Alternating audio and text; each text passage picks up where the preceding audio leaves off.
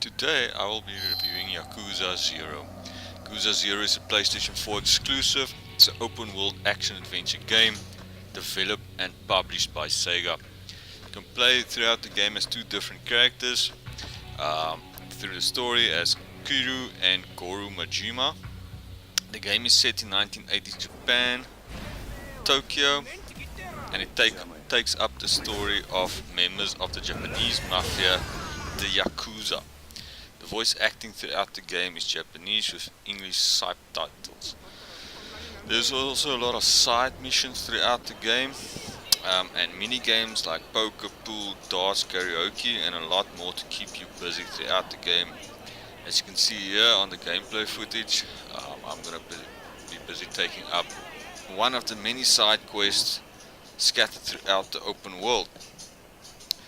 And yeah, the inventory and the character leveling up is easy to use and easy to grasp. You fight enemies, you get money from defeated enemies, and you level up your character throughout the game.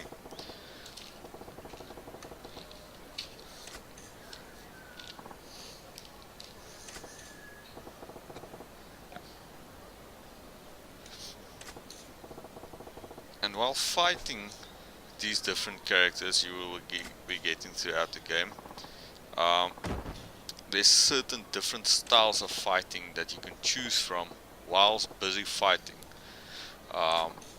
So yeah, that keeps it different when fighting enemies. There's not a lot of weapon play in the game, not a lot of shooting. There's at some chances that you'll be able to fire a weapon at enemies, but it's scarce that you will be getting a weapon in the game. There's weapons that you can collect, but it will be on occasions that you will get a weapon. Here you can see one of the many shops scattered throughout the open world. At these shops you can buy different stuff for your character, to give your character different attributes, or just clothing. Especially in this shop, there's clothing, perfume and stuff like that you can use throughout the game. Also there's food shops, restaurants that you can go to, eat different Japanese style meals. That meals will basically restore your health and so on. So you will get many of these shops throughout the game that you can go to and explore and so on. Right, and then we go to, you can see we exit up, and then we'll go to the next segment where it's the inventory and the character ability tree, basically, that you can build up your character and buy different attributes for your character, different fighting styles, build up your health and so on. You can just see the menu and the inventory that you can use to equip certain stuff to your character. Here you can see this character have two fighting styles at the moment. Here's the level up tree that you can power up your character. It's different styles. All these abilities cost money, yen, that you gain from fighting enemies, and then you save up that money that you gain from them, and you buy your abilities to level up your character. Here's only the completion and the sub stories for your different characters. As you can see, there is quite a few side missions and quests that you can do. Here we are fighting different enemies that's also scattered around the world. This guy is using a slugger fighting style at the moment, and this fighting styles like this you can just change throughout the fighting scene, and you'll see the glow on the character changes color. Here he's now doing a thug fighting style, fighting the enemies with that.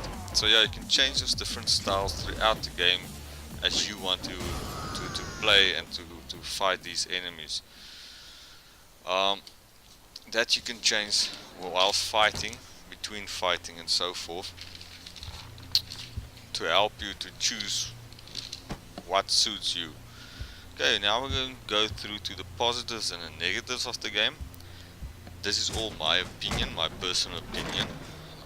The positives for me is there is a lot to do, and that will keep you busy for hours in the game. Like I said previously, there's a lot of side missions, side quests, a lot of mini games to keep you busy if you want to do that. Different fighting styles that keeps the player interested. Each of these two characters have their own different styles of fighting, and that you can keep up and choose like you want to fight, so that keeps the player interested. The story itself it's interesting. It keeps you wanting to know what's going to happen next to both of these characters. The negative, I would say, in my opinion, the conversations between the characters can be a bit boring and long. You will see when you play the game that the interaction between the characters, it can take up a lot of time. The character movement in the open world, it can get a bit irritating. Your character moves sometimes a bit bulky, so you move into people, into objects in and around the world. Now, going to the open world itself, the open world is not that big as you would see in a GTA game or things like that. Let's go to the trophies. For all those trophies and trophy hunters out there, there's 55 trophies in the game, 21 of which is hidden trophies that you have to look up to see what is these trophies. If you are into hunting trophies, you can see screenshots basically of the different trophies you can collect. So I say there's 21 hidden of these trophies that you have to if you want to hit 100% in this game. At this moment I'm only at 10% of the game, so yeah, trophies is not that easy to get.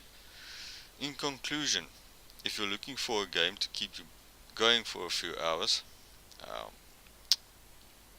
that looks pretty, with good gameplay mechanics, interesting story and quirky side missions, then this game is for you.